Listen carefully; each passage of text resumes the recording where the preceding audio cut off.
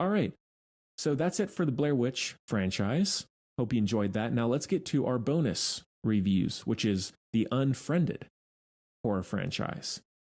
So I didn't see these movies till after they came out, maybe a couple years. I saw the first one probably 2019 ish, I would say, for the first one. And then I just watched Dark Web this week after I watched Blair Witch.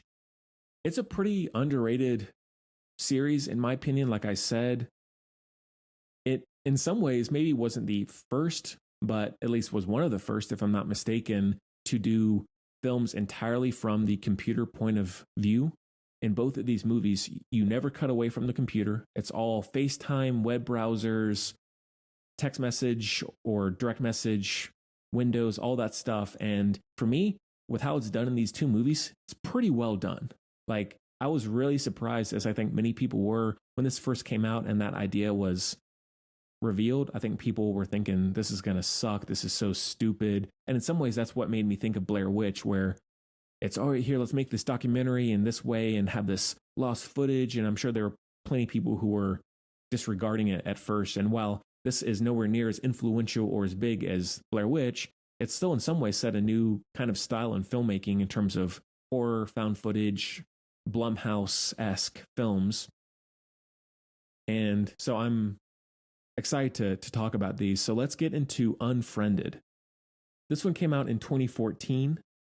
It's directed by Levon Gabriadze. Sorry if I butchered that name. Stars Heather Sossaman, Matthew Borer, Courtney Halverson, Shelley Hennig, Moses Storm.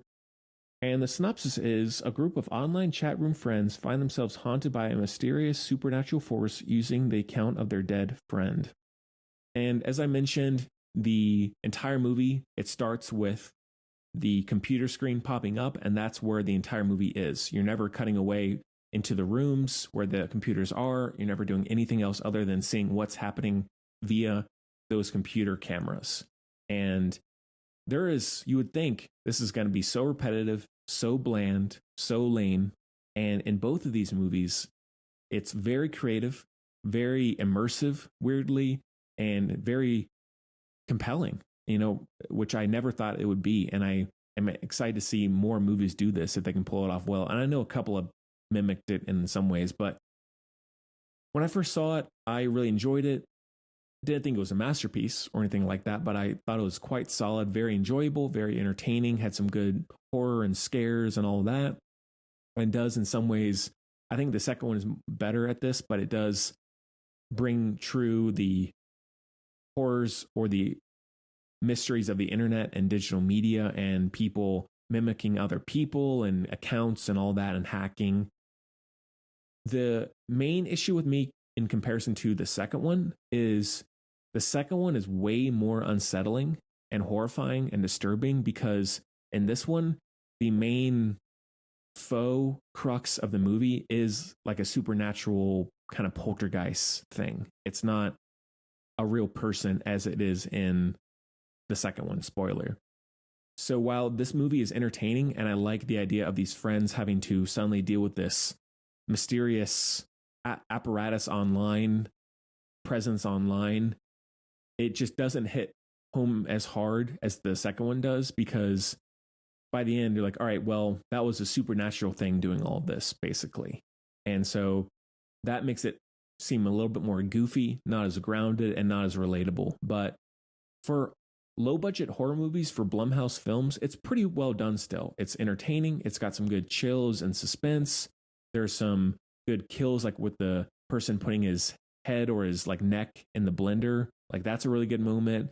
And the idea of this dead friend who commits suicide because of this video being posted online, and the idea of someone being shamed forever because once it's online, it's there forever and it spreads like wildfire. I think all that stuff is relevant in a lot of ways. Like that happens all the time now, where people, some video comes out of them doing this or that or being seen here, and then suddenly their life is ruined, especially if they're in the celebrity world. So all that stuff is good, and I feel like I do have more to say about the second one than I do this one. But if you had heard about this movie and you thought it sounded stupid or lame, I would give it a look, because there are a lot of things you can do with this concept. You can call it a gimmick, but because I think calling it a gimmick sounds like a bad thing, like Blair Witch in a way. I don't think it's a bad thing in this. In both movies, I don't think it's bad. So very worth a watch if you like horror films and if you want something a little bit different. Give it a chance. But in my opinion, and we'll get to in just a minute, I would watch Dark Web because you don't have to have seen the first one to enjoy Dark Web or understand it. They're each standalone stories. So good movie. I do like the end scene, even though it is a little goofy and supernatural. I still like it. Just not as good as the second one, in my opinion, which I feel like most reviews I read, it's the opposite. I feel like a lot of people like the first one more, maybe because it's the first one, but I actually like the second one a lot more. So this one is a 3.5 out of 5.